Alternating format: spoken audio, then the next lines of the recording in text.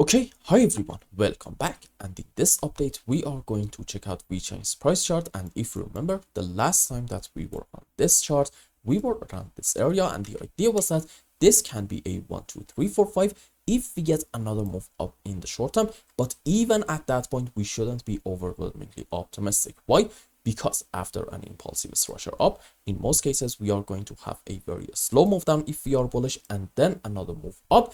And what happens after that phase up is really the key. So what happened? As you can see from here, we didn't actually get a move on the upside. Instead, we got a move down, and then we got that move on the upside that we talked about earlier.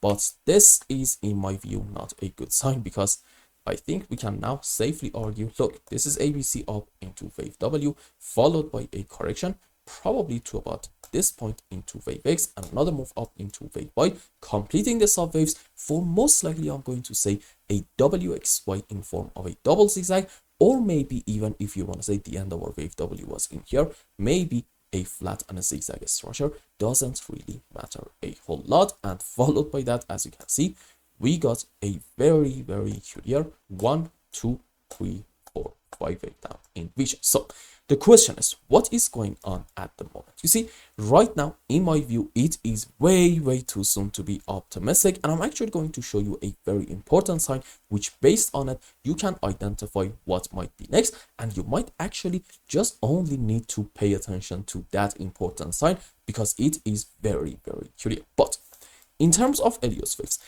if from the current point we get a move down, and in that move we take these lows around, let's say, 23.2 cents, at that point it is going to be confirmed that this is a bit of a bearish setup, suggesting, for example, this can be 5 down into 1, correction for 2, and then what's next? Probably another move down into wave 3 4 5. Or if you do not want to consider the same, then okay, maybe these are the sub waves for an A, B, another move down into our C leg. And as you can see, one way or the other, seems like conclusion is the same, meaning we are probably headed door again, in case that we go down from the current point in VeChain and take these important lows down here.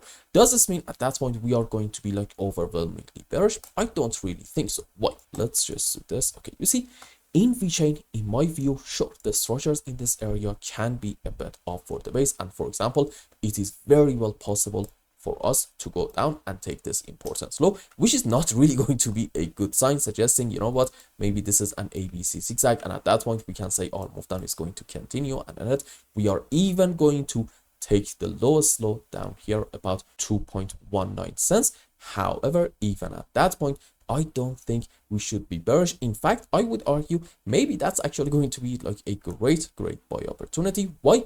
Because the prices are extremely cheap. You see, in VeChain, in my view, the moment that we get, let's not even consider an alt season, let's say something similar but weaker than an alt season, then okay, we can actually expect a rather strong bounce in order to at least take the highs in here for the first target around 8 cents area.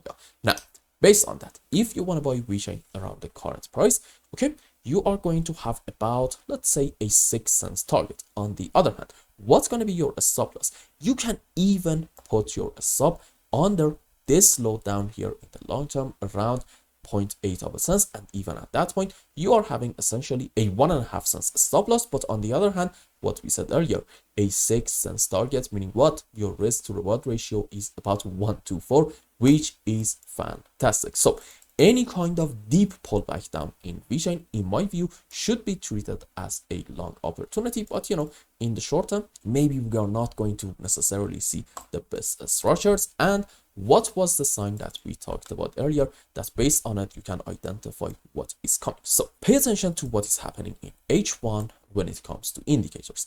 This is a low, and as you can see, the other ones are clearly lower lows. However, on the live chart, what do you have? This is a low, the other ones are higher lows, meaning what? Yep, this is a great looking bullish divergence, which by itself is a fantastic sign, suggesting bears are running out of power, and odds are in the short term we are going to see a decent bit of move up. However, here is a very important point, and I need you to pay full attention to what I'm about to say right now.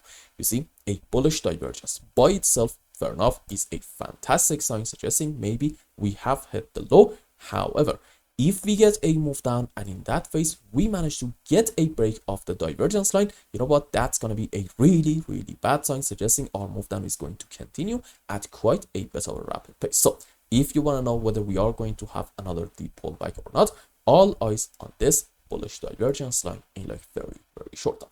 And I hope I explained everything well and you understood what is going on in VeChain. And until the next update, I hope you have a wonderful time. Goodbye.